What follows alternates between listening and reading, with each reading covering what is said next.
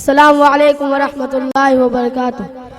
बिन देखे मुहम्मद पर कुर्बान ज़माना है, बिन देखे मुहम्मद पर कुर्बान ज़माना है।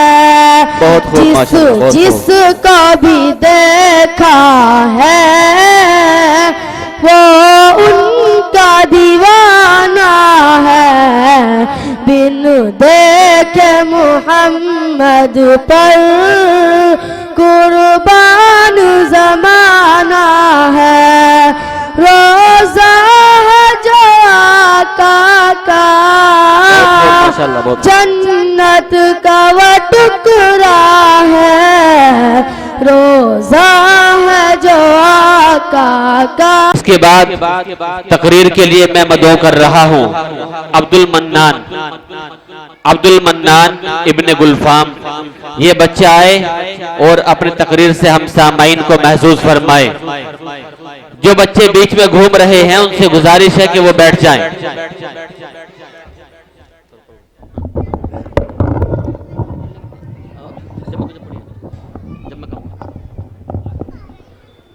अब्दुल मन्नान सल्लमहु इब्ने गुलफाम।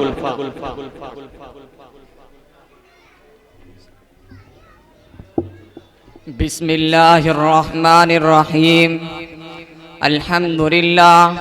अल्हम्दुलिल्लाहि रब्बिल आलमीन वस्सलातु वस्सलामु अला मन काना नबिय्यन व आदमु बैनल माइ वत्तीन व अला आलिहि व अस्हाबिहि अजमईन। अम्मा बाद। क़ाल रसूलुल्लाहि सल्लल्लाहु अलैहि वसल्लम अल क़ब्रु रौदतुम मिन रियादिल जन्नह औ हुफ़रतुम मिन हुफ़रिन नार।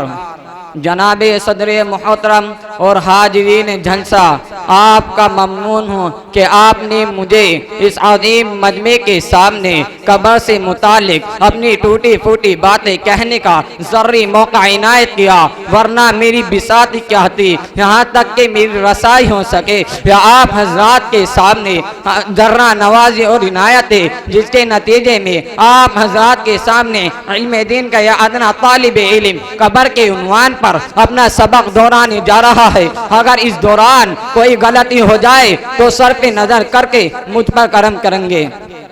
हजरात अभी आप हजरात के सामने मदनी आका मोहम्मद अरबी सल्लल्लाहु अलैहि वसल्लम की एक हदीस पढ़ी है, जिसके नतीजे में आपने इस हकीकत को जाकर फरमाया, कब्र एक जन्नत की क्यारियों में से एक क्यारी है या कब्र एक जहन्नम के गड्ढों में से एक गड्ढा है। किसकी तफसीलात में पढ़े बगैर इतनी बात कही जा सकती है कि अगर दुनिया में इंसान ने ईमान व इखलास के साथ अच्छा अमल किया तो वही 2 गज जमीन का गड्ढा उस फर्द बशर के हक में गुलो गुलजार बन जाएगा। और अगर उसके मुतालिक जो अमल है उनमें से कुछ ना किया तो वही 2 गज जमीन जहन्नम का गड्ढा बन जाएगा, जहां उस फर्द बशर के लिए आदाब दर आदाब के वास्ते सारी चीजों को तैयार होंगी और कयामत तक उस आदाब का सामने ही रहेगा। हजरात, इंसान मरने के बाद कफन दफन के नतीजे में इस 2 गज जमीन की आगोश में पहुंचा दिया जाता है। जैसे मुनकर नकीर उससे सवाल करने लगते हैं। पहले सवाल ये होता है क्या तुम्हारा रब कौन है, दूसरा सवाल ये होता है क्या तुम्हारा दीन क्या है, तीसरा सवाल ये होता है रसूल खुदा सल्लल्लाहु अलैहि वसल्लम की सबे पाक दिखाते हैं। ये होता है तुम इस फर्द बशर के बारे में क्या कहते हो। ईमानदार और अमल सालिया मुज़य्यन पर तीनों सवालात के जवाब सही देता है। वो अलग तरतीब कहता जाता है कि मेरा रब अल्लाह है, मेरा मजहब इस्लाम है और ये शख्स रसूल खुदा सल्लल्लाहु अलैहि वसल्लम है।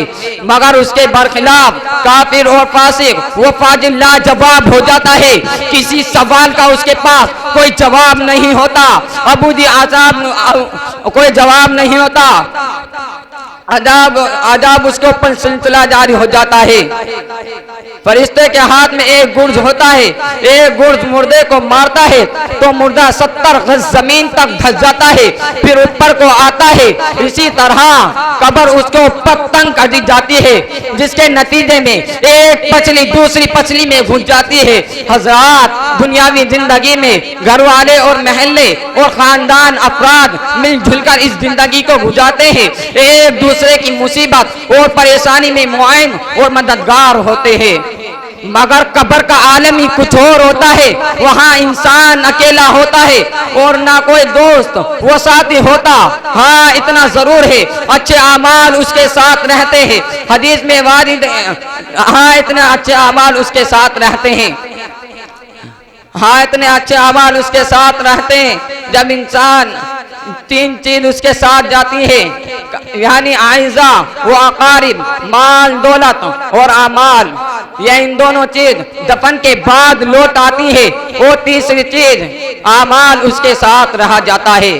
अब उन्हीं अमाल की बुनियाद पर कब्र के साथ सुलूक होता है। अगर अच्छे अमाल उसके साथ होते हैं उसका एजाज़ इकराम किया जाता है, और अगर अमाल अच्छे नहीं तो वही जहन्नम के गड्ढों में से एक गड्ढा बन जाता है। किसकी तफसीलात में पढ़े बगैर इतनी बात कही जा सकते।